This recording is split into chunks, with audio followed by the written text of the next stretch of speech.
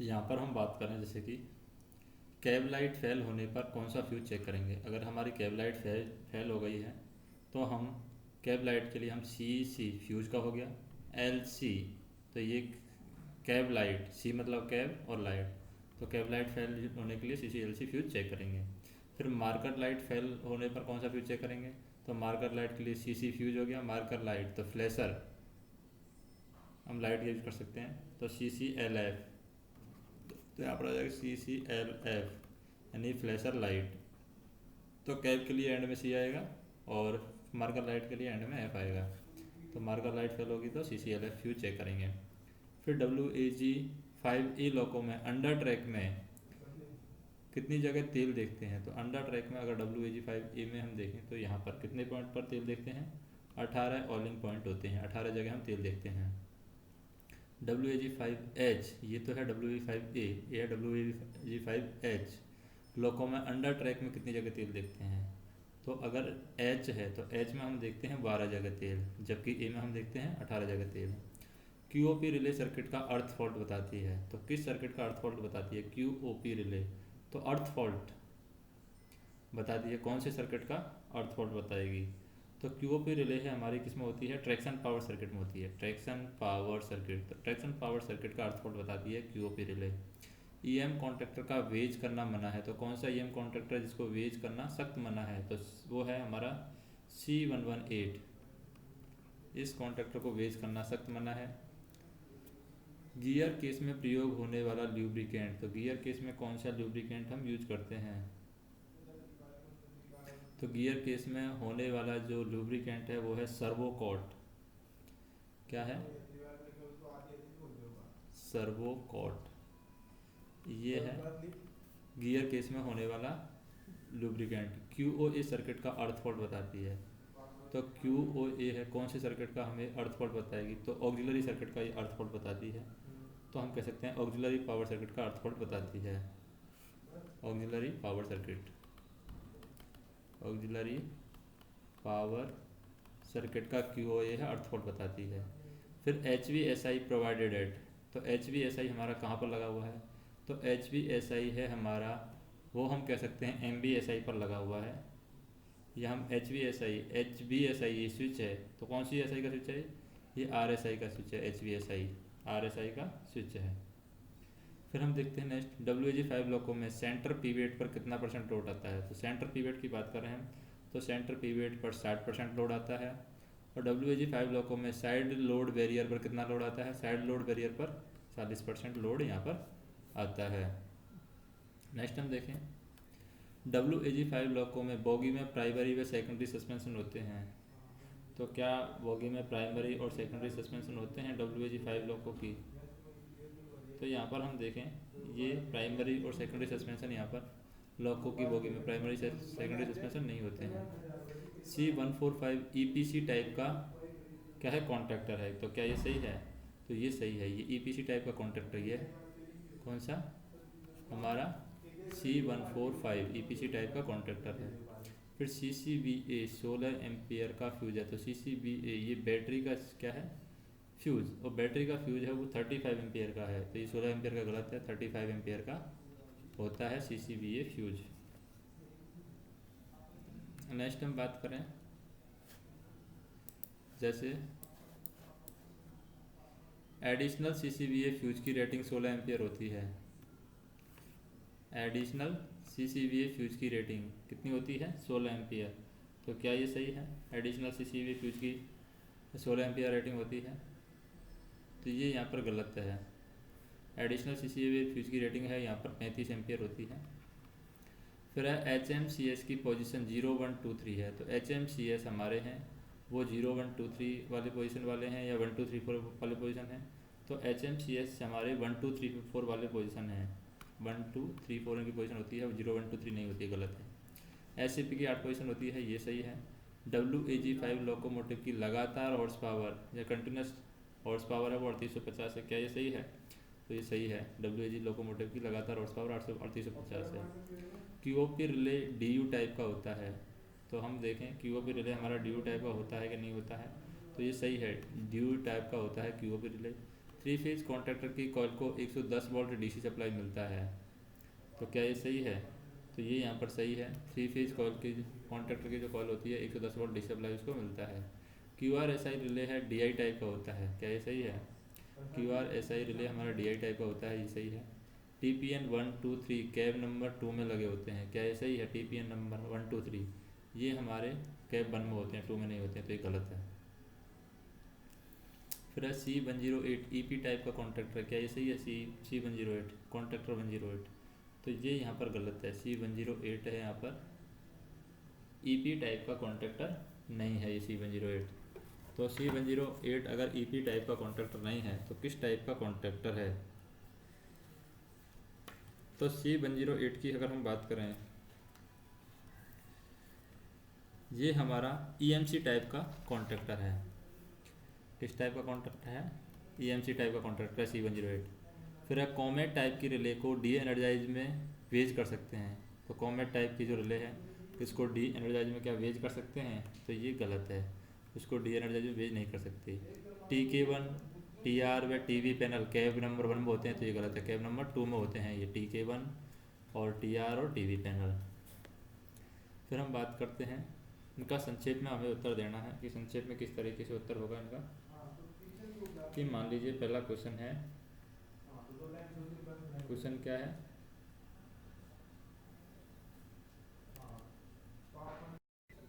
तो जैसे ये क्वेश्चन है हमारा शॉर्ट क्वेश्चन कि लोगों का चार्ज लेते समय सहायक चालक की ड्यूटी क्या है? तो सहायक चालक की ड्यूटी क्या है वो हम देखते हैं यहाँ पर। पहला तो काम क्या करेगा कि लॉग बुक और ट्रिप कार्ड को पढ़ेगा, जो भी लॉग बुक है उसके पास में उसको पढ़ेगा, जो भी ट्रिप कार्ड है दिया गया है उसको वो पढ़ेगा, और यदि कोई असामान्यता मिलती है तो तुरंत उससे क्या करेगा? TLC को वो सूचित करेगा। फिर वो रिले चेक करेगा, relay, switch, fuse, contactor panel, क्या करेगा? रिले चेक करेगा, स्विच चेक करेगा, कॉन्टैक्टर चेक करेगा, कॉन्टैक्टर पैनल चेक करेगा। कॉन्टैक्टर पैनल के बाद में ऑक्सिलरी न्यूमेटिक कॉक की पोजीशन, ऑक्सिलरी और न्यूमेटिक कॉक की पोजीशन चेक करेगा, न्यूमेटिक कॉक की पोजीशन चेक करेगा, जो कि अंडर ट्रैकिंग जो अंडर ट्रक की जो फिटिंग है उसको भी चेक करेगा, अंडर ट्रैक की फिटिंग भी वो चेक करेगा। नेक्स्ट हम देखें कि जो सभी सेफ्टी रिले हैं सेफ्टी फिटिंग को वो चेक करेगा, सेफ्टी फिटिंग, सेफ्टी डिवाइसेस को चेक करेगा, सेफ्टी आइटम की वो जांच करेगा। फिर सभी जो ऑयल पॉइंट हैं उनको वो चेक करेगा, और उसके बाद में क्या चेक करेगा? वो फ्लैशर लाइट चेक करेगा, फ्लैशर लाइट के बाद में मार्कर लाइट चेक करेगा, कैब लाइट चेक करेगा, कॉरिडोर लाइट वो चेक करेगा, STC की सभी लाइटें ठीक से चल रही है उनको भी वो चेक करेगा कि STC में सभी लाइट जो चल रही हैं वो ठीक से चल रही हैं नहीं चल रही हैं, या ठीक से चल रही हैं नहीं चल रही हैं। फिर क्या करेगा? वो इंजन को एनर्जाइज करेगा, इंजन को एनर्जाइज करने के बाद में सभी ऑक्सिलरी के कार्य की वो जांच करेगा, जितने भी ऑक्सिलरी हैं सभी ऑक्सिलरी के कार्य की वो जांच करेगा। फिर इंजन के जो न्यूमेटिक गेज है और इलेक्ट्रिक गेज की रीडिंग जांच करेगा और उनका परीक्षण करेगा। किसका परीक्षण करेगा? इंजन का जो न्यूमेटिक गेज है उसका और इलेक्ट्रिक गेज की रीडिंग चेक करेगा, न्यूमेटिक गेज उसकी जांच करेगा, इलेक्ट्रिक गेज की जांच करेगा, इलेक्ट्रिक गेज और उनकी रीडिंग जांच करेगा, उनका परीक्षण करेगा। फिर किसी भी रिले वाल्व या अन्य उपकरण के साथ छेड़छाड़ी नहीं करेगा। कंप्रेसर की क्षमता की जांच डमी पॉम एंड पर करेगा। तो कंप्रेसर की क्षमता की जांच कहाँ पर करेगा? डमी पॉम एंड पर करेगा। और फिर लॉको ब्रेक पावर की वो जांच करेगा, लॉको का रेस्पॉन्ड वो चेक करेगा, रेस्पॉन्ड लॉको ब्रेक भी वो चेक करेगा। तो ये सारी चीज़ें वो चेक करेगा। फिर है शेड से निकलते समय क्या क्या जांच करेगा। अगर कोई ड्राइवर है लोको पायलट है वो शेड से निकल रहा है तो उसे उस टाइम पर वो क्या क्या चीज़ चेक करने वाला है, तो वो हम देखते हैं। जैसे जब गाड़ी रवाना करेगा तो उस टाइम क्या करेगा, शेड से निकल रहा है तो शेड से निकलते समय वो क्या करेगा, गार्ड के साथ घड़ी को मिलाएगा, यानी घड़ी का मिलान करेगा गार्ड के साथ में। खंड में लगे स्थायी और अस्थायी गति प्रतिबंधों को नोट करेगा, जो भी स्थायी और अस्थायी गति प्रतिबंध लगे गए हैं उनको नोट करेगा। ब्रेक कंटिन्यूटी चेक करेगा, ब्रेक कंटिन्यूटी वो चेक करेगा। और फिर ब्रेक कंटिन्यूटी चेक करने के बाद स्पीडोमीटर में प्रविष्टि दर्ज करेगा, स्पीडोमीटर में जो भी दिया गया है उसको वो दर्ज करेगा। फिर एनर्जी मीटर की चेक करेगा, एनर्जी मीटर, एनर्जी मीटर के बाद में उचित प्रस्थान पर अधिकार मिला है वह सुनिश्चित करेगा, उचित प्रस्थान पर अधिकार मिला गया है कि नहीं मिला गया है उसको वो चेक करेगा। फिर सिग्नल के संकेत को दोहराएं और गार्ड से ओवरराइड ऑल राइट सिग्नल मिलाएं, तो यहाँ पर गार्ड के साथ में वो ऑल राइट सिग्नल को मिलाएगा और सिग्नल के संकेत को वो दोहराएगा। फिर हम बात करें WAG5 लॉकों में तेल देखने के स्थान की बात करें। तेल हम कहाँ कहाँ पर देखते हैं WAG5 में, तेल देखने के स्थान हम देखें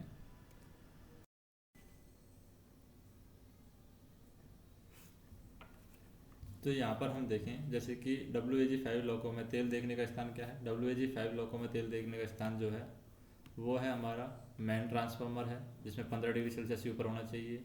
ग्रेजुएटर का जो तेल है -20 डिग्री सेल्सियस से +20 डिग्री सेल्सियस होना चाहिए। MCP में हम तेल देखेंगे, MCPA का यहाँ पर ही हम तेल देखते हैं। तो ये 4 स्थान हमारे WAG लॉकों में तेल देखने के स्थान हैं। टोटल वैसे तो 18 के आसपास स्थान होते हैं, 18-12 के आसपास। नेक्स्ट हम देखें फ्यूज बदलने का तरीका क्या है, क्या हो सकता है फ्यूज बदलने का तरीका। तो फ्यूज बदलने के तरीके की बात करें, सबसे पहले हम क्या करेंगे फ्यूज बदलने के लिए। सबसे पहले जब भी फ्यूज हमें बदलना है, डीजे क्या होगा, ओपन होगा, डीजे ओपन फर्स्ट स्टेप के अंदर, डीजे ओपन और पेंटो नीचे, पेंटो नीचे।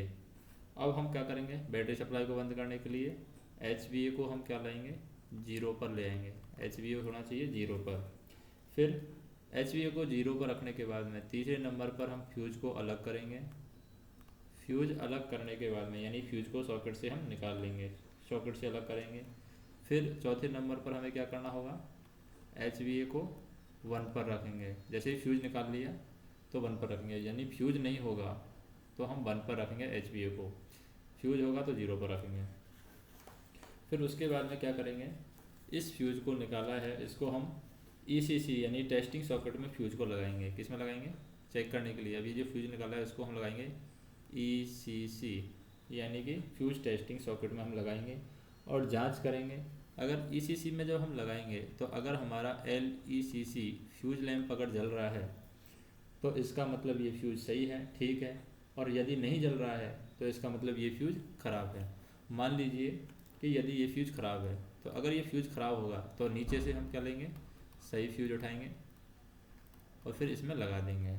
तो यदि फ्यूज ख़राब हो तो उसी कैपेसिटी का दूसरा अच्छा फ्यूज लेंगे और उसको ECC पर हम जांच करेंगे। दूसरा फ्यूज लेकर पहले जांच करेंगे, अगर जांच करने पर वो सही निकलता है तो उसके बाद में क्या करना है, सही निकलने के बाद में हमें क्या करना है, HVA जो हमने 1 पर रखा था, जांच करते समय 1 पर रखना है। फिर HVA को हमें क्या पर रखना है, 0 पर रखना है। तो HVA को हम 0 पर रखेंगे। 0 पर रखने के बाद में सॉकेट में अच्छे फ्यूज को रखेंगे और होल्डर को ठीक से कर देंगे। तो जब भी फ्यूज को रखेंगे तो HVA 0 पर होगा। 0 पर भी हमने निकाला था और 0 पर ही हम उसको रख रहे हैं।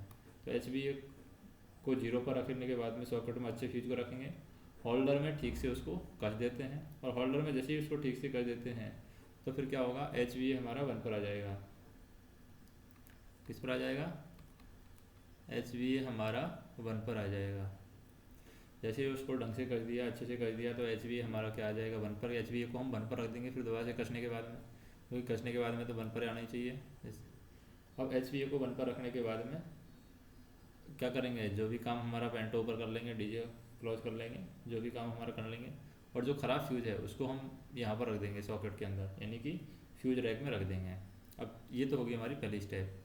अब पहली स्टेप कंप्लीट होने के बाद में दोबारा क्या होता है कि ये फ्यूज है वो फ्यूज हो जाता है वापस से, दोबारा से जो फ्यूज हमने सही लगाया था वो वापस से फ्यूज हो गया है।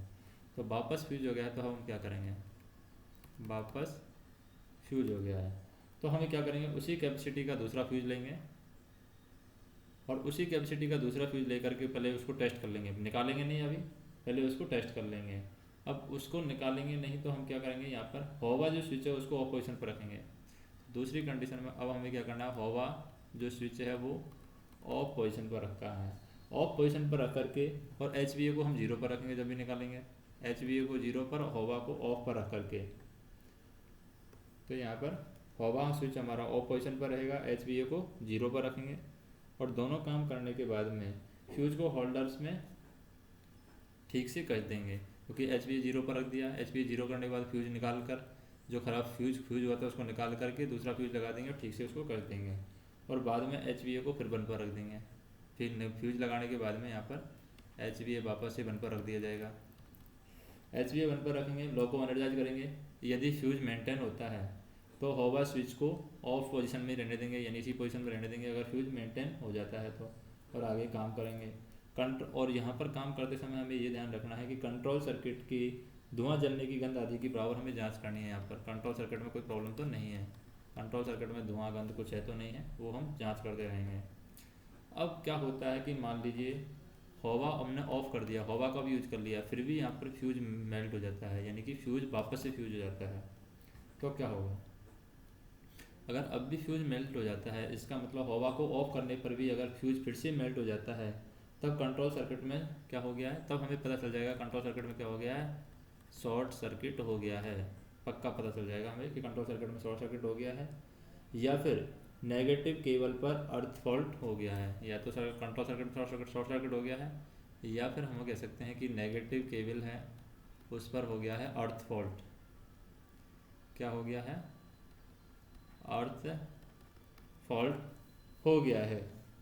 और इस परिस्थिति में हवा को ऑफ करने पर भी फ्यूज मेंटेन नहीं होता है। अगर हम यहाँ पर हवा को ऑफ भी कर देते हैं, अगर शॉर्ट सर्किट हो गया है या फिर अर्थ फॉल्ट हो गया है, तो हवा को ऑफ कर देंगे तो भी यहाँ पर फ्यूज मेंटेन नहीं होगा।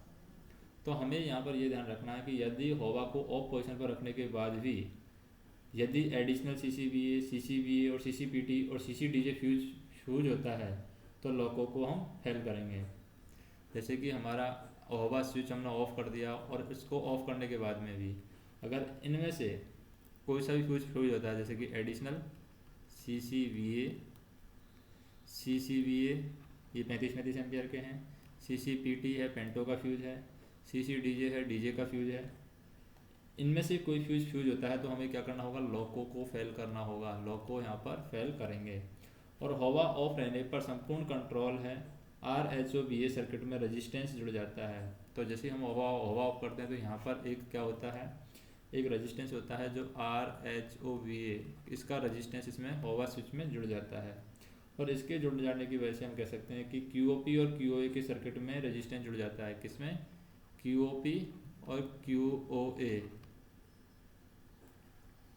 QOP और QOA के सर्किट में भी रेजिस्टेंस जुड़ जाता है, इसलिए QOA और QOP ठीक से कार्य यहाँ पर नहीं करेंगे। अतः हवा ऑफ रहने पर उससे संबंधित सावधानियों का हमें पालन करना चाहिए। तो इस तरीके से हमें फ्यूज चेंज करना होगा। अब हम देखें यहाँ पर सेफ्टी रिले पर टिप्पणी पूछा है कि सेफ्टी रिले पर टिप्पणी हमें बताना है। सेफ्टी रिले पर टिप्पणी क्या होगी, तो सेफ्टी रिले हमारी क्या कहती है कि यह रिले ऑपरेट होकर के डीजे को ओपन करती है। जैसे सेफ्टी रिले होगी ओपन होगी तो ये जैसे ही ऑपरेट होगी ये डीजे को क्या करेगी, ओपन करेगी। और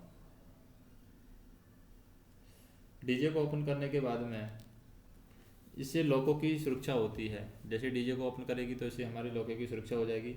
और इस रिले के एनर्जाइज होने के बाद रिले पर लाल रंग का टारगेट दिखाई देता है। तो जैसे ये रिले ऑपरेट होती है इस पर लाल रंग का टारगेट हमें दिखाई देता है ऑपरेट होने के बाद में। और दोबारा डीजे क्लोज करने से पहले संबंधित सावधानियों का पालन करते हुए टारगेट हमें रीसेट करना चाहिए। यानी डीजे क्लोज करने से पहले हमें जो भी संबंधित सावधानियां हैं उनका पालन कर लेना चाहिए और उनको पालन करने के बाद में जो टारगेट है उसको हमें रीसेट करना चाहिए। जैसे हमें सेफ्टी रिले के एग्जांपल की बात करें, सेफ्टी रिले में कौन कौन सी रिले आती हैं, QOP रिले है, ये सेफ्टी रिले है। क्यू ओ ए रिले है, ये ऑक्सिलरी पावर सर्किट के लिए रिले है। क्यू ओ पी है, ये हमारी पावर से कंट्रोल सर्किट के लिए रिले है। और एक है क्यू एल एम, ये हमारी सेफ्टी रिले है क्यू एल एम। एक है क्यू आर एस आई, ये भी हमारी सेफ्टी रिले है। यहाँ पर हम देखें ईपीसी और ईएमसी वेज करने की सावधानियाँ हम लिखेंगे। यहाँ पर ईपीसी और ईएमसी वेज करने की क्या क्या सावधानियाँ हैं। जैसे ईएम कॉन्ट्रैक्टर को वेज करने की विधि और सावधानी क्या है। ईएम कॉन्ट्रैक्टर को वेज करने की विधि और सावधानी। कॉन्ट्रैक्टर, तो ईएम कॉन्ट्रैक्टर को वेज करने की विधि हमारी सबसे पहले हम देखें कि सर्वप्रथम वेज करना है तो हमें क्या करना होगा, डीजे को ओपन करना होगा, पेंटो को हमें नीचे लाना होगा अगर हमें वेज करना है तो, और फिर पेंटो नीचे और बैटरी ऑफ, ये काम तो हमें करना ही करना है। फिर जिस कॉन्ट्रैक्टर को वेज करना है, डीजे ओपन, पेंटो नीचे और बैटरी को हम ऑफ करेंगे। फिर उसके बाद में हम जिस कॉन्ट्रैक्टर को वेज करना है उसके मोबाइल जो को 2-3 बार हम ऑपरेट करेंगे। मोबाइल जा को हमें 2-3 बार ऑपरेट करना है जिस कॉन्ट्रैक्टर को हमें वेज करना है। फिर तीसरा नंबर पर हमें क्या करना होगा, कॉन्ट्रैक्टर पर फ्लेक्सिबल शंट और उसकी कंट्रोल कॉइल पर बैटरी सप्लाई के तार सही प्रकार से लगे होना चाहिए करेंगे। यानी कि बैटरी सप्लाई के जो तार हैं वो सही तरीके से लगे हैं या नहीं लगे हैं वो हमें चेक करना है। और कॉन्ट्रैक्टर पर जो फ्लेक्सिबल शंट है वो भी हमें चेक करना है कि जो कॉन्ट्रैक्टर पर फ्लेक्सिबल शंट लगा हुआ है और उसकी कंट्रोल कॉइल पर जो बैटरी सप्लाई के तार हैं वो सही प्रकार से लगे हैं कि नहीं लगे हैं, क्योंकि कॉन्ट्रैक्टर जो कॉइल लगी होती है उसी के द्वारा एनर्जाइज होता है। फिर हमें चेक करना है कि कॉन्ट्रैक्टर से संबंधित प्रोग्राम स्विच का सामान्य अवस्था पर होना। जो भी कॉन्ट्रैक्टर से संबंधित क्या है, प्रोग्राम स्विच है, वो सामान्य अवस्था में है कि नहीं है, प्रोग्राम स्विच। फिर हमें क्या करना है, कॉन्ट्रैक्टर वेज करने के लिए हमें क्या करना होगा, निजी स्टोर में दिए गए उचित वेज का ही हमें प्रयोग करना है। जो भी निजी स्टोर में दिया गया है उचित वेज का हमें यहाँ पर प्रयोग करना है। फिर 6वां नंबर का पॉइंट है हमारे पास में कि कॉन्ट्रैक्टर वेज करने के बाद यह हमें अवश्य सुनिश्चित कर लेना चाहिए कि आर्मेचर पूरी तरीके से क्या हो गया है, ऑपरेट हो गया है। आर्मेचर ऑपरेट हो गया है पूरी तरीके से, ये हमें सुनिश्चित कर लेना चाहिए जब भी हम कॉन्ट्रैक्टर को वेज करते हैं। तथा हमें ये भी सुनिश्चित कर लेना चाहिए कि पावर सप्लाई के कॉन्टैक्ट हैं वो पूरी तरीके से क्लोज हो गए हैं। उसके बाद में हमें क्या करना है, एक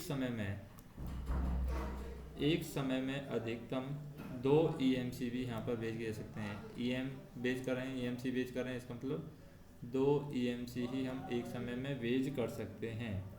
और WAG7 लॉकों पर यदि 2 MCP लगा है, अगर हमारा WAG7 में क्या लगे हैं, 2 MCP लगे हैं, तो एक से अधिक कॉन्ट्रैक्टर हमें वेज नहीं करना चाहिए, सिर्फ एक ही हमें वेज करना है WAG7 में अगर 2 MCP लगे हुए हैं तो।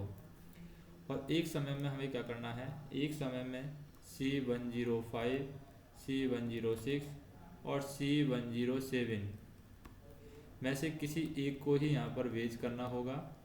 और एक हमारा ये है कि C118 है, C118 को कभी भी हमें वेज नहीं करना है। और उसके बाद में हमें क्या करना है कि कॉन्ट्रैक्टर अगर हमने वेज कर दिया है, जैसे EMC कॉन्ट्रैक्टर वेज कर दिया है, तो वेज करने के बाद में 3 फेज पावर सप्लाई के कॉन्टैक्ट टिप्स के बीच में एयर गैप रहता है, तो उस कॉन्टैक्ट को वेज हमें नहीं करना है। अगर वेज करने के बाद में अगर हमारे पास में 3 फेज पावर सप्लाई के जो कॉन्टैक्ट टिप्स हैं, 3 फेज पावर सप्लाई के कॉन्टैक्ट टिप्स, तो वेज करने के बाद 3 फेज पावर सप्लाई के जो कॉन्टैक्ट टिप्स हैं उनके बीच में अगर एयर गैप रहता है, क्या रहता है, कॉन्टैक्ट टिप्स के बीच में एयर गैप रहता है, तो उस कॉन्ट्रैक्टर को हमें वेज नहीं करना चाहिए, वेज नहीं करें। और हमें यहाँ पर ये भी ध्यान रखना है कि स्टैटिक कन्वर्टर लॉकों में MCP के कॉन्ट्रैक्टर वेज हमें नहीं करना है। अगर हमारे पास में क्या है, स्टैटिक कॉन्टैक्टर है। स्टैटिक कन्वर्टर लॉको,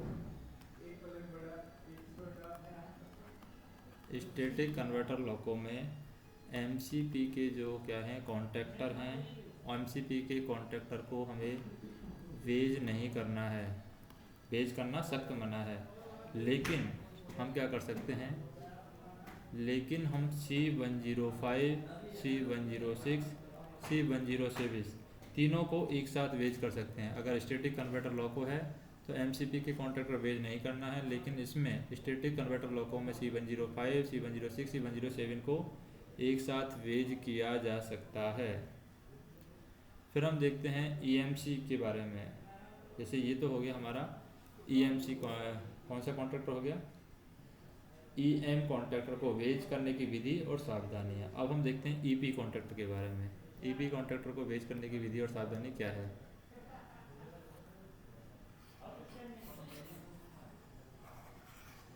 ईपी कॉन्ट्रैक्टर को वेज करने की विधि और सावधानी।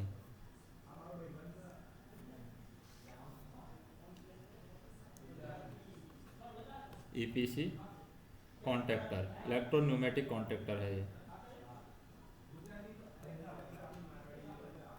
Electro pneumatic contractor.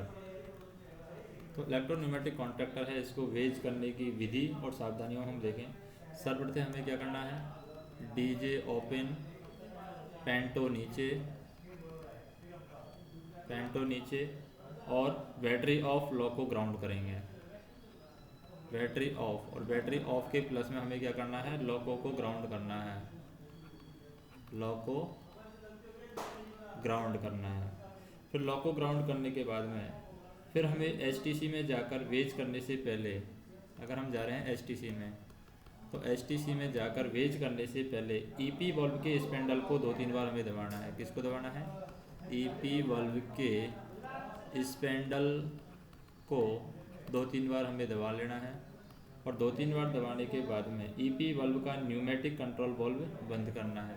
तो ये जो ईपी वाल्व हमने दबाया है इसका हमें न्यूमेटिक कंट्रोल वाल्व बंद करना है, न्यूमेटिक कंट्रोल वाल्व। तो ईपी वाल्व का न्यूमेटिक कंट्रोल वाल्व है यहाँ पर, वो बंद करेंगे। अब जैसे हमने ईपी वाल्व का जो न्यूमेटिक कंट्रोल वाल्व है उसको 2-3 बार, न्यूमेटिक कंट्रोल का कॉक है उसको हमें बंद करना है, कंट्रोल वाल्व का कॉक उसको हमें बंद करना है। उसके बाद में ईपी वाल्व का हमें क्या खोलना है, ढक्कन खोलना है। और ढक्कन खोलने के बाद उसके अंदर 1-2 सिक्के डालने हैं। और सिक्के डालने के बाद में उस कवर को दोबारा से हमें क्या करना है, फिट कर देना है। और उसके बाद में ईपी वाल्व का जो न्यूमेटिक कंट्रोल वाल्व बंद किया था, कॉक बंद किया था, उसको हमें क्या करना है, खोलना है। तो जैसे ही हम इसको खोल देते हैं तो इसको खोलने के बाद में हमें क्या होगा, कॉन्टैक्टर का क्लोज होना सुनिश्चित करेंगे कि हमारा कॉन्टैक्टर क्या हो गया है, क्लोज हो गया है। तो ये हम देखेंगे। फिर लॉक को जो ग्राउंड किया था उसको हम अनग्राउंड करेंगे। अनग्राउंड करने के बाद में हमें यहाँ पर सावधानियाँ क्या रखनी है, सावधानियाँ हमें ये रखनी है।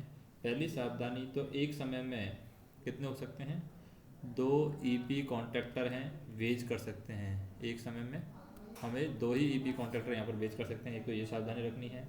दूसरी सावधानी हमें क्या रखनी है, दूसरी सावधानी रखनी है कि लाइन कॉन्टैक्टर के प्रत्येक ग्रुप से केवल एक ईपी कॉन्टैक्टर ही हमें वेज करना चाहिए। तो एक यहाँ पर ईपी क्या है, एक ईपी कॉन्टैक्टर,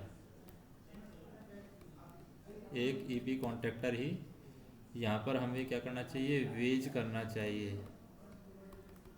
वेज करना चाहिए। 1 ईपी कॉन्टैक्टर यहाँ पर वेज करना चाहिए लाइन कॉन्टैक्टर के प्रत्येक ग्रुप से। और थर्ड पोजीशन हमें याद रखनी है, लाइन कॉन्टैक्टर के अलावा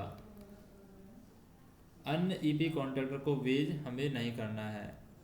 अन्य ईपी कॉन्टैक्टर को हमें वेज नहीं करना है लाइन कॉन्टैक्टर के अलावा, ये भी हमें ध्यान रखना है। और लाइन कॉन्टैक्टर के प्रत्येक ग्रुप में से केवल एक ही कॉन्टैक्टर को हमें, एक ही ईपी कॉन्टैक्टर को वेज करना है। ये हमें सावधानियां यहाँ पर रखनी है। नेक्स्ट हम देखें यहाँ पर, जैसे कि एसी लॉकों में विभिन्न ईएमसी लिखे हैं, उनके नाम और कार्य प्रणाली संक्षिप्त में हमें बताना है। तो जो ईएमसी होती है इलेक्ट्रोमैग्नेटिक कॉन्टैक्टर हमारे पास में होते हैं, और यह एक 3 फेज ऑक्सिलरी मशीन को चलाने के लिए लगाए जाते हैं। किस लिए लगाए जाते हैं ये ईएमसी? 3 फेज ऑक्सिलरी मशीन को चलाने के लिए लगाए जाते हैं। और यह सभी कॉन्टैक्टर कैब नंबर 2 में होते हैं। कहाँ पर होते हैं? ये कैब नंबर 2 में होते हैं और TK1 पैनल में लगे हैं। और C118 को छोड़ करके ये TK1 पैनल में कैब नंबर 2 में लगे हुए हैं। और इन कॉन्टैक्टर को ओपन या क्लोज करने के लिए हमें बैटरी की जो सप्लाई है 110 वोल्ट DC सप्लाई की यहाँ पर इस्तेमाल किया जाता है। इन कॉन्टैक्टर को जब भी ओपन करना है, क्लोज करना है, उसके लिए हम बैटरी की 110 वोल्ट की DC सप्लाई का इस्तेमाल करते हैं। और इन कॉन्टैक्टर में एक कंट्रोल कॉइल होती है जो कि नीचे की साइड यहाँ पर इन कॉन्टैक्टर में एक कंट्रोल कॉइल होती है। और जब बैटरी की सप्लाई इस कंट्रोल कॉइल से जाती है, जब इस कंट्रोल कॉइल को हम सप्लाई से कनेक्ट करते हैं, तो इसमें क्या होता है? चुंबकत्व यानी कि मैग्नेट यहाँ पर बनता है। इस कॉइल के अंदर जब भी सप्लाई कनेक्ट करते हैं तो इसमें चुंबकत्व पैदा होने से ड्राइविंग मैकेनिज्म द्वारा कॉन्टैक्टर का मोबाइल जा ऑपरेट होता है। तो ये जो मैग्नेट बनता है, मैग्नेटिज्म के द्वारा जो कॉन्टैक्टर का मोबाइल जा है, कॉन्टैक्टर का मोबाइल जा, ये मोबाइल जा है, कॉन्टैक्टर का मोबाइल जा, ये ऑपरेट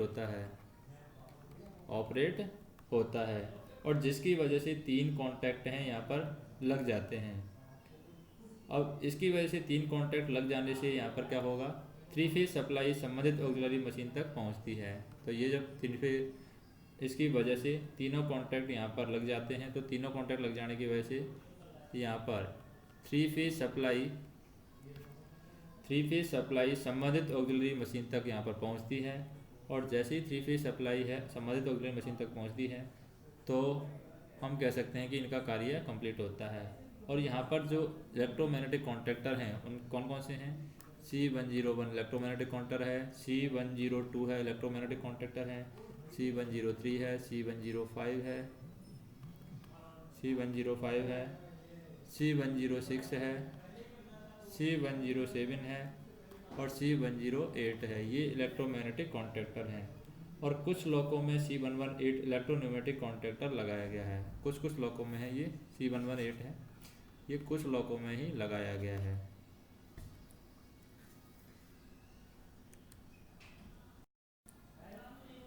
यहाँ पर हम देखें, जैसे कि ये क्वेश्चन है, साइन ऑन से साइन ऑफ तक सहायक चालक के कर्तव्य लिखिए। तो साइन ऑन से साइन ऑफ तक सहायक चालक के कर्तव्य हम देखें तो सबसे पहले हम देखें कि ड्यूटी आने से पहले उसके क्या कर्तव्य हैं। तो ड्यूटी आने से पहले उसका कर्तव्य है कि ड्यूटी आने से पहले पूर्ण विश्राम लेना चाहिए, यानी उसको विश्राम पूरा करना चाहिए। उचित वर्दी में उसको आना चाहिए, यानी जो भी वर्दी है उसकी ड्रेस है उसमें सुव्यवस्थित ढंग से उपस्थित रहे। और ड्यूटी पर आने से पूर्व और ड्यूटी के दौरान किसी भी प्रकार का यहाँ पर मादक पदार्थ का सेवन नहीं करना चाहिए। संवेदन मादक या उत्तेजित दवा न लें और न ही उनका प्रयोग करें। चौथा पॉइंट है कि निर्धारित स्थान पर सही समय पर वो उपस्थित हो, सही समय पर आए। पांचवा है सभी सर्कुलर के निर्देश पढ़ें और उनका अध्ययन करें। जो भी सर्कुलर दिए गए हैं उनके निर्देश पढ़ें और उनका पालन करें। छठवां पॉइंट है यहाँ पर साइन ऑन करने से पूर्व क्या करना है? VA टेस्ट करना है, यानी श्वास परीक्षण कराएं साइन ऑन करने से पहले। और साइन ऑन करते समय आवश्यक जो भी कॉलम दिए गए हैं उनको भरना है। सातवां है शेडमैन या CRC से डिपार्चर स्लिप या लॉकों की चाबी लेनी है। शेडमैन या जो भी वहाँ पर CRC है उससे डिपार्चर स्लिप लेना है, लॉकों की चाबियाँ लेनी है और क्रू चेंजिंग पॉइंट की तरफ हमें जाना है। और आठवां काम उसको करना है ड्यूटी पर आने से पहले, वो है सुपरवाइजर के हस्ताक्षरित महत्वपूर्ण नियमों की जानकारी यहाँ पर होनी चाहिए। अब जैसे आ गया है ड्यूटी पर आने से पहले, अब आ गया है वो इंजन पर। तो इंजन का चार्ज लेते समय वो क्या करेगा? इंजन का चार्ज ले रहा है तब क्या करेगा? सबसे पहले जब इंजन का चार्ज ले रहा है तो वो क्या पढ़ेगा? लॉग बुक को पढ़ेगा। लॉग बुक या फिर ट्रिप कार्ड को पढ़ें और यदि कोई असामान्यता मिलती है तो तुरंत वो क्या करेगा, टीएलसी को सूचित करेगा, टीएलसी से संपर्क करेगा। फिर क्या करना है, उसके relay, switch, fuse, contactor, panel, auxiliary, pneumatic cock की पोजीशन, अंडर ट्रैक की फिटिंग की उसको जांच करनी है। तीसरा, उसको क्या करना है, सभी सेफ्टी जो भी फिटिंग है, सेफ्टी डिवाइसेज हैं, सेफ्टी आइटम्स है, उनकी जांच करनी है। फिर चौथा पॉइंट है, उसको सभी जो ऑयल पॉइंट हैं उन ऑयल पॉइंट की उसको जांच करनी है। पांचवा पॉइंट है, उसको क्या करना है, फ्लैशर लाइट, जो भी मार्कर लाइट है, कैब लाइट है और कॉरिडोर लाइट है, एचटीसी है, इन सभी की लाइट है उसको सही तरीके से चेक कर लेनी है। Flasher light, marker light, cab light, corridor light है, एचटीसी की जो भी सभी लाइट है उनको सही तरीके से उसको चेक कर लेना है, सही तरीके से जल रही है नहीं जल रही है। अगला पॉइंट है उसका कि इंजन एनर्जाइज करें और सभी ऑक्सिलरी कार्य की जांच करें, सभी ऑक्सिलरीज हैं यहाँ पर कार्य कर रही है नहीं कर रही हैं, इंजन को एनर्जाइज करना है। सातवां पॉइंट है उसका कि इंजन का जो न्यूमेटिक गेज है और इलेक्ट्रिक गेज है उसकी रीडिंग को नियम के अनुसार परीक्षण करें। जो भी इलेक्ट्रिक गेज दिया गया है, इलेक्ट्रिक गेज और क्या दिया गया है, न्यूमेटिक गेज है, न्यूमेटिक गेज, उसकी जो रीडिंग है उनको नियमानुसार विभिन्न तरीके से उसको परीक्षण करना है। और आठवां पॉइंट है उसके लिए कि किसी भी रिले वाल्व या अन्य उपकरणों के साथ उसको क्या करनी है, छेड़खानी यहाँ पर नहीं करनी है। नौवां पॉइंट है, कंप्रेसर की क्षमता डमी पाम एंड पर चेक करें, डमी पाम एंड, इस पर कंप्रेसर की क्षमता उसको चेक करनी है। फिर 10वां पॉइंट है वो है लॉको का रेस्पॉन्ड होना सुनिश्चित करें कि लॉको रेस्पॉन्ड दे रहा है या नहीं दे रहा है, तो रेस्पॉन्ड होना लॉको का सुनिश्चित करें। और 11वां पॉइंट है लॉको ब्रेक पावर की जांच करनी है। क्या जांच करनी है, लॉको ब्रेक पावर, इसकी उसको जांच करनी है। अब हमें देखना है नेक्स्ट क्या है, गाड़ी रवाना करने से पहले। तो अगला पॉइंट है हमारा गाड़ी रवाना करने से पहले उसे क्या कर्तव्य दिए गए हैं। तो गाड़ी रवाना करने से पहले उसका काम है गार्ड के साथ अपनी घड़ी को मिलाना है, घड़ी का जो भी समय दिया गया है उसको गार्ड के साथ में उसको मिलाना है। खंड में लगे अस्थायी और अस्थायी गति प्रतिबंध उसको देखना है, क्या खंड में गति प्रतिबंध है वो लगे हैं। फिर ब्रेक कंटिन्यूटी को टेस्ट करना है, ब्रेक कंटिन्यूटी, क्या ब्रेक कंटिन्यूटी है उसको चेक करना है। उसके बाद में हमें स्पीडोमीटर में जो भी उपयुक्त प्रविष्टि है उसको दर्ज करना है, यानी स्पीडोमीटर की रीडिंग हमें देखनी है, स्पीडोमीटर की रीडिंग देखनी है। 5वां हमें पॉइंट देखना है एनर्जी मीटर की रीडिंग हमें देखनी है, उसको नोट करना है। और हमें यहाँ पर देखना है उचित प्रस्थान प्राधिकार ये मिला है कि नहीं मिला है, तो ये हमें चेक करना है। उचित प्रस्थान प्राधिकार मिला है तो उसे चेक करना है, उसको सुनिश्चित करना है। और 7वां पॉइंट हमें क्या चेक करना है, सिग्नल के संकेत को दोहराएं और गार्ड से हमें ऑल राइट सिग्नल मिलाना है। क्या करना है, सिग्नल संकेत को दोहराना है और सिग्नल संकेत को दोहराने के बाद में गार्ड से हमें ऑल राइट सिग्नल मिलाना है। गार्ड से क्या मिलाना है, all write signal, all write signal यहाँ पर गार्ड से मिलाना है। अब बात करना है चलने के दौरान क्या सावधानियां हमें रखनी है। तो गाड़ी रवाना करने से पहले हो गया, अब है चलने के दौरान क्या कर्तव्य है। तो चलने के दौरान की बात करें तो यहाँ पर सदैव सतर्क रहें और सावधान रहें, ये हमें ध्यान रखना है। फिर किसी भी असामान्यता के लिए अपनी लाइन और बाजू वाली लाइन और OHE पर हमें क्या रखनी है, नज़र रखनी है। अपनी लाइन पर तो नज़र रखनी है, पास वाली लाइन पर भी नज़र रखनी है और OHE पर भी यहाँ पर नज़र रखनी है। अपनी लाइन के सिग्नलों का यहाँ पर पालन करना है, जो भी अपनी लाइन के सिग्नल हैं उनका यहाँ पर पालन करना है। और लोको पायलट यहाँ पर क्या करेगा, सिग्नलों को जोर से दोहराएगा और सुनिश्चित करेगा कि सहायक चालक सिग्नल को सही कॉल आउट कर रहा है। फिर पांचवा पॉइंट है कि स्थायी और अस्थायी गति प्रबंधक का कड़ाई से पालन करना है। जो भी स्थायी व अस्थायी गति प्रबंधक जो दिए गए हैं, गति प्रतिबंध दिए गए हैं, उनको कड़ाई से यहाँ पर पालन करना है। छठवां पॉइंट है हमारा कि बार बार पीछे मुड़ करके देखना है कि पूरी गाड़ी है, यहाँ पर क्या चल रही है, पूरी गाड़ी सुरक्षित है और उचित ढंग से पीछे आ रही है या नहीं, यह हमें सुनिश्चित करना है। सातवां पॉइंट है हमारा वो है सिग्नल, टर्निंग, टनल और स्टेशन पर पहुंचने से पहले अपने आप को दूसरे कार्यों में व्यस्त नहीं रखना है। सावधानी पूर्वक यहाँ पर गाड़ी चलाना है। जो भी टनल आ रही हैं, जो भी सिग्नल आ रहे हैं, उन पर सावधानी से गाड़ी चलाना है। आठवां पॉइंट है हमारा गाड़ी लाइन पर कार्य कर रहे गैंगमैन कर्मचारी सहित संपार फाटक को पार करती है तो PWI और गैंगमैन के द्वारा हाथ सिग्नल दिखाने पर अपनी गाड़ी खड़ी करने के लिए यहाँ पर तैयार रहेंगे। नौवां पॉइंट है हमारा वो है स्टेशन या केबिन स्टाफ से सिग्नल आदान प्रदान करते समय अंतिम रोक सिग्नल तक पीछे देखते रहें। जब भी हम स्टेशन से या फिर केबिन स्टाफ से अगर सिग्नलों का आदान प्रदान कर रहे हैं तो इनसे सिग्नलों का आदान प्रदान करते समय हमें अंतिम रोक सिग्नल तक पीछे देखते रहना है। और 10वें नंबर पर हमें क्या करना है, सीटी बोर्ड, कटाव, घुमाव, सुरंग, पुल, स्टेशन से थ्रू जाते समय हमें क्या बजाना है, लंबी सीटी बजाना है। कब लंबी सीटी बजाना है, जब भी हम सीटी बोर्ड से जाएंगे लंबी सीटी बजाएंगे, कटाव पर जा रहे हैं लंबी सीटी बजाएंगे, घुमाव पर जा रहे हैं लंबी सीटी बजाएंगे, सुरंग हो, पुल हो, स्टेशन से थ्रू जा रहे हैं तो लंबी सीटी बजाएंगे। 11वां पॉइंट है हमारा कि सहायक चालक की सहायता से यह सुनिश्चित करें कि सभी ऑक्सिलरी उपकरण है, ऑयल लेवल है, तापमान है वो सही है, पिछले कैब की मीटर रीडिंग अगली कैब के समान है, वो भी हमें चेक करना है। अगला पॉइंट है कि असामान्यता के दौरान सभी गाड़ियों के संचालन जैसे कि TSL, अगर हमारी असामान्यता के दौरान जो सभी गाड़ियों का संचालन जैसे TSL है, एक्सीडेंट रिलीफ ट्रेन है, ASF है, और train parting, train dividing, signal और OHE डिफेक्ट इत्यादि का हमें कड़ाई से पालन करना है।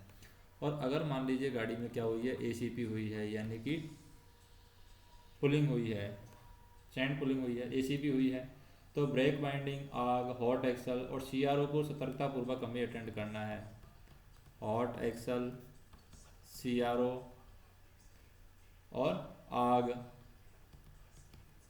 इनको सतर्कतापूर्वक हमें अटेंड करना है। 14वां पॉइंट है किसी भी असामान्य समय में या दुर्घटना के समय बगल वाली लाइन का बचाव सबसे पहले करना है। किसका बचाव पहले करना है, बगल वाली लाइन। तो बगल वाली लाइन का बचाव है सबसे पहले हमें किसी भी असामान्य समय में या दुर्घटना के समय बगल वाली लाइन का बचाव सबसे पहले करना है। और 15वां जो पॉइंट है वो क्या है, स्टेशन पास करने या रुकने का लेखा जोखा हमें रखना है। जो भी स्टेशन हम पार कर रहे हैं उसका हमें लेखा जोखा रखना है, जो भी रुके हैं कहीं पर उसका भी हमें लेखा जोखा रखना है। फिर हमें देखना है न्यूट्रल सेक्शन पार करने से पूर्व। अब यहाँ पर जैसे गाड़ी चल रही है, चलने के दौरान हो गया, अब आ जाते हैं हम न्यूट्रल सेक्शन पर कि न्यूट्रल सेक्शन के समय हमें क्या काम करना चाहिए। न्यूट्रल सेक्शन पार करने से पूर्व, न्यूट्रल सेक्शन से पार करने पूर्व, तो न्यूट्रल सेक्शन से पार करने से पहले हमें क्या देखना होगा कि MR का जो प्रेशर है वो 9.5 kg पर सेंटीमीटर स्क्वायर है या नहीं है। OHE की हमें OHE मीटर की रीडिंग को हमें नोट करना है। जो न्यूट्रल सेक्शन बोर्ड है उसको हमें दौड़ाना है। न्यूट्रल सेक्शन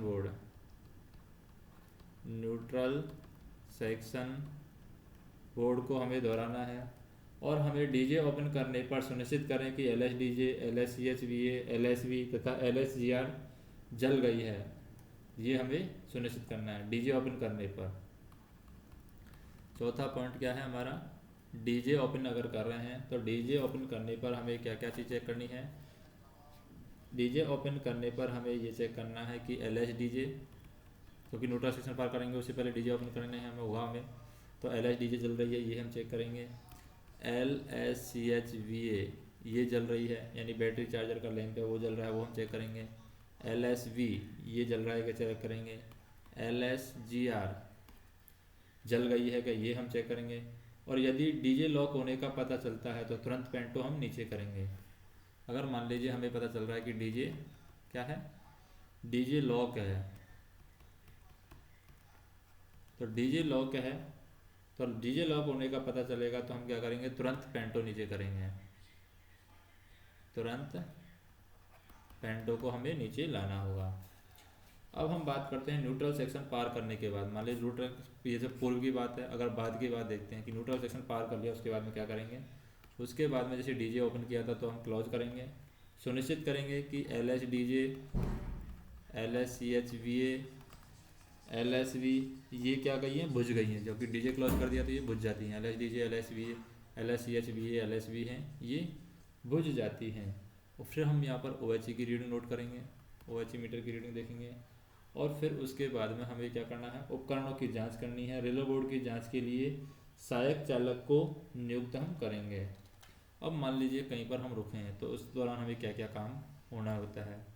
हाल्ट के दौरान, जैसे कि मान लो हम कहीं पर रुके हैं बीच में, तो हाल्ट के दौरान हमें क्या करना है, ब्रेक चेक करना है। नीचे उतर करके सभी रिजर्वायर का ड्रेन कर नमी बाहर निकालें। जो भी हमारे पास में रिजर्वायर है तो उन रिजर्वायर को ड्रेन करके हमें क्या करना है, नमी को बाहर निकालना है। लॉको और लोड के बीच कपलिंग सही होने की हमें जांच करनी है। इसकी जांच करनी है, लॉको और लोड के बीच, लॉको और लोड के बीच कपलिंग सही है, इसकी हमें जांच करनी है। लॉको को अनमेंड नहीं छोड़ना है। लॉको को क्या नहीं छोड़ना है, अनमेंड नहीं छोड़ना है लॉको को। और पांचवा हमें ये ध्यान रखना है, फॉलिंग मार्क क्लियर होना सुनिश्चित करना है। क्या सुनिश्चित करना है, फॉलिंग मार्क क्लियर होना हमें सुनिश्चित करना है। अब बात करते हैं ट्रिप पूरा करने के बाद क्या होता है। मान लीजिए ट्रिप पूरी हो गई है तो उसके बाद में क्या होगा। जैसे हमने क्या कर लिया है, ट्रिप पूरा कर लिया है, तो ट्रिप पूरा करने के बाद क्या क्या काम होता है। लॉक और अंडर ट्रैक की हम जांच करेंगे। किसकी जांच करेंगे, अंडर ट्रक की हम जांच करेंगे। लॉग को लॉग बुक भरेंगे, लॉग बुक यहाँ पर भरने वाले हैं, लॉगो लॉग बुक। स्पीडोमीटर का किलोमीटर हमें नोट करना है कि स्पीडोमीटर में कितना किलोमीटर दिया रखा है, स्पीडोमीटर। फिर इनकमिंग स्टाफ को इंजन हैंड ओवर करेंगे। क्या करेंगे, इनकमिंग स्टाफ को इंजन हैंड ओवर यहाँ पर करेंगे, इनकमिंग स्टाफ को। फिर यात्रा के दौरान पाए गए सिग्नल डिफेक्ट और ट्रैक डिफेक्ट को लॉबी में रखी रजिस्टर में हमें दर्ज करना है। जो भी यात्रा के दौरान जो भी हमारे क्या पाए गए हैं, सिग्नल डिफेक्ट पाए गए हैं, सिग्नल डिफेक्ट और ट्रैक डिफेक्ट पाए गए हैं, ट्रैक डिफेक्ट, उनको हमें लॉबी में रखे रजिस्टर में दर्ज करना है। ट्रेन रजिस्टर में प्रोग्रेसिव घंटे हमें लिखना है। जो भी हमारा ट्रेन रजिस्टर है, ट्रेन का जो रजिस्टर है उसमें हमें प्रोग्रेसिव घंटे हमें लिखना होगा। और सातवां पॉइंट है, साइन ऑफ के समय लॉबी में रखे विभिन्न रजिस्टर से संबंधित सभी विवरण की विस्तृत जानकारी हमें दर्ज करनी है। जैसे लॉको डिफेक्ट, सिग्नल डिफेक्ट, ऊर्जा खपत रजिस्टर आदि को हमें भरना है। यहाँ पर हम देखते हैं जैसे कि सेफ्टी फिटिंग, सेफ्टी डिवाइस और सेफ्टी आइटम हमें लिखने हैं। सेफ्टी फिटिंग में क्या क्या आता है, सेफ्टी डिवाइसेज में क्या क्या आता है और सेफ्टी आइटम में हमें क्या क्या आता है। तो सबसे पहले हम देखते हैं safety fitting. Safety fitting, safety fitting में सेफ्टी डिवाइस क्या आती है उसके अंदर, सेफ्टी डिवाइस। और फिर सेफ्टी आइटम क्या है, सेफ्टी आइटम।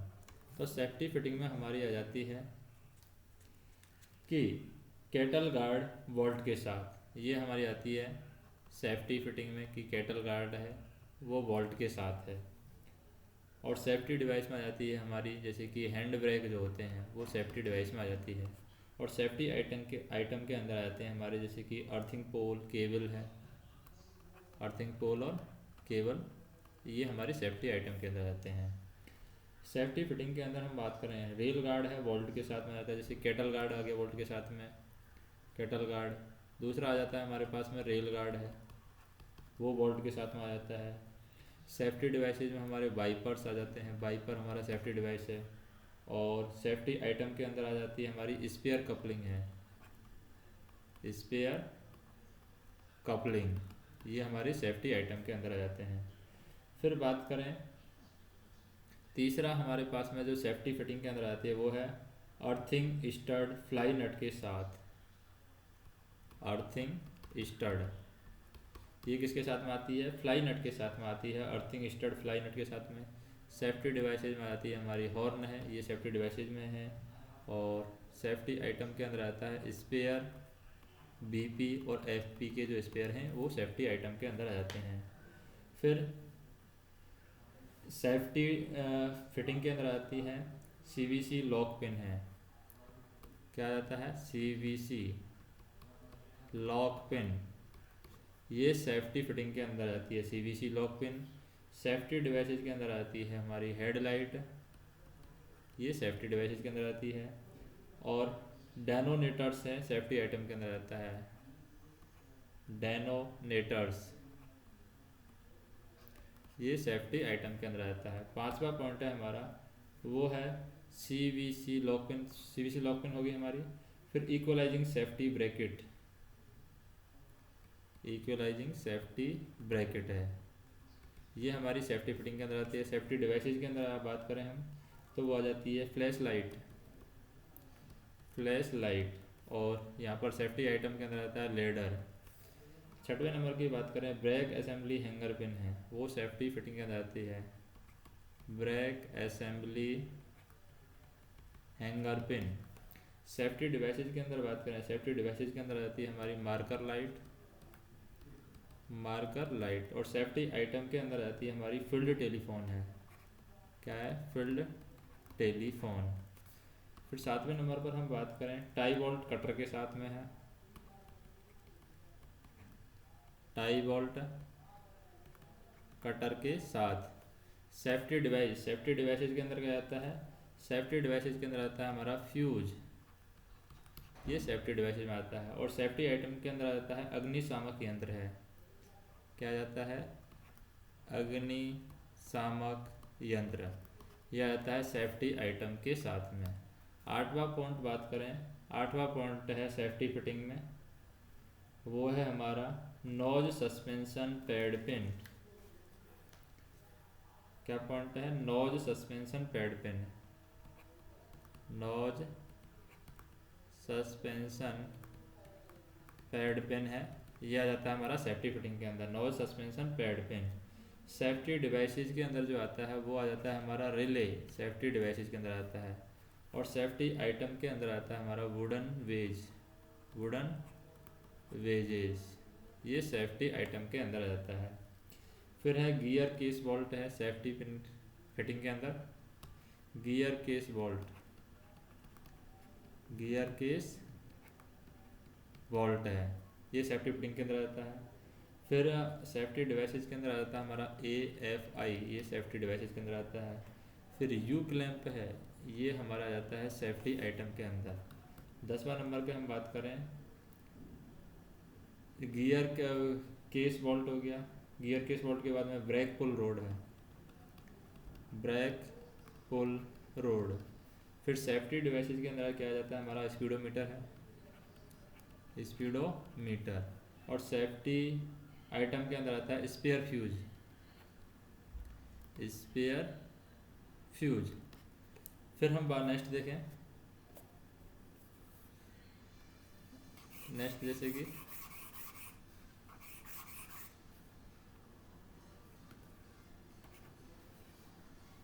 अगला हम देखें यहाँ पर 11वें नंबर पर हम बात करते हैं जे सेफ्टी ब्रैकेट, क्या है?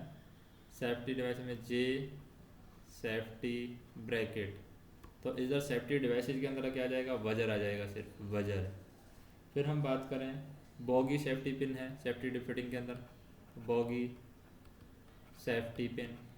तो सेफ्टी डिवाइसेज के अंदर हम आगे बात करते हैं VCD आ जाएगा, और सस्पेंशन बियरिंग हाउसिंग बोल्ट है सेफ्टी फिटिंग के अंदर, सस्पेंशन बियरिंग हाउसिंग बोल्ट है।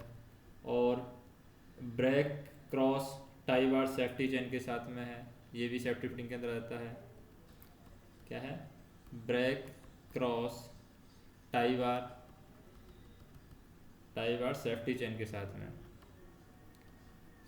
के साथ में, ये भी हमारा सेफ्टी फिटिंग के अंदर आता है। तो ये सारी चीज़ें हैं जो कि सेफ्टी फिटिंग और सेफ्टी आइटम के साथ में चलती हैं। तो यहाँ पर हम देखते हैं कि WAG-5 के अंदर 18 ऑयलिंग पॉइंट होते हैं। तो 18 ऑयलिंग पॉइंट में हम देखते हैं कि एक बोगी पर जो ऑयलिंग पॉइंट होते हैं, एक तो सेंटर पीवट पर एक होता है, सेंटर पीवट पर एक ऑयलिंग पॉइंट होता है, और साइड लोड वियरर पर 2 ऑयलिंग पॉइंट होते हैं, लोड वियरर पर 2 ऑयलिंग पॉइंट होते हैं। गियर केस पर 3 ऑयलिंग पॉइंट होते हैं, गियर केस। और 4th नंबर पर आता है सस्पेंशन वेयरिंग सम्प यानी टाउ TM, सस्पेंशन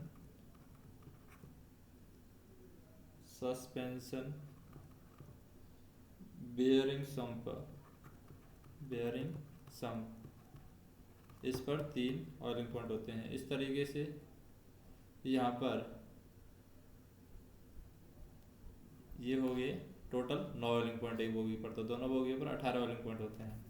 अब WAG-5 लॉकों में ब्रेक रैगिंग के पार्ट्स के नाम लिखना है। तो ब्रेक रैगिंग्स में कौन कौन से पार्ट आ जाते हैं WAG-5 में, वो हम देखें। तो ब्रेक रैगिंग के जो पार्ट्स हैं WAG-5 में, वो हैं हमारे, एक तो आ जाता है पहला नंबर पर ब्रेक सिलेंडर, दूसरे नंबर पर आ जाता है हमारा ब्रेक लीवर आ जाता है। तीसरे नंबर पर आ जाता है हमारा ब्रेक सिलेंडर के बाद में आता है पिस्टन रोड, पिस्टन रोड के बाद में आता है पिस्टन के बाद में आता है ब्रेक लीवर के बाद में आता है J1 लीवर जो है वर्टिकल वाला, J1 लीवर वर्टिकल। फिर आता है पिस्टन स्ट्रोक शू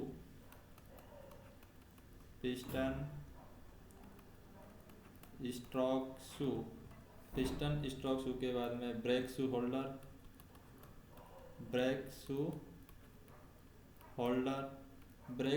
के बाद में ब्रेक शू, और ब्रेक शू के बाद में आता है ब्रेक ब्लॉक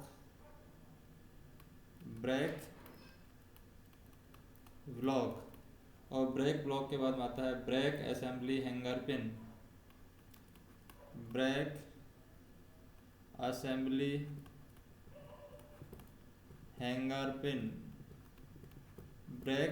हैंगर पिन के बाद में आता है ब्रेक पुल रोड,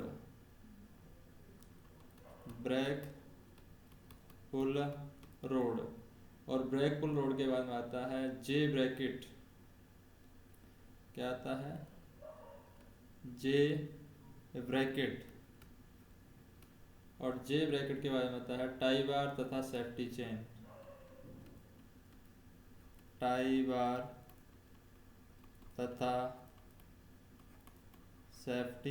चेन। तो ये आ जाते हैं हमारे WAG-5 का जो ब्रेक रैगिंग के पार्ट्स हैं उनमें आ जाता है।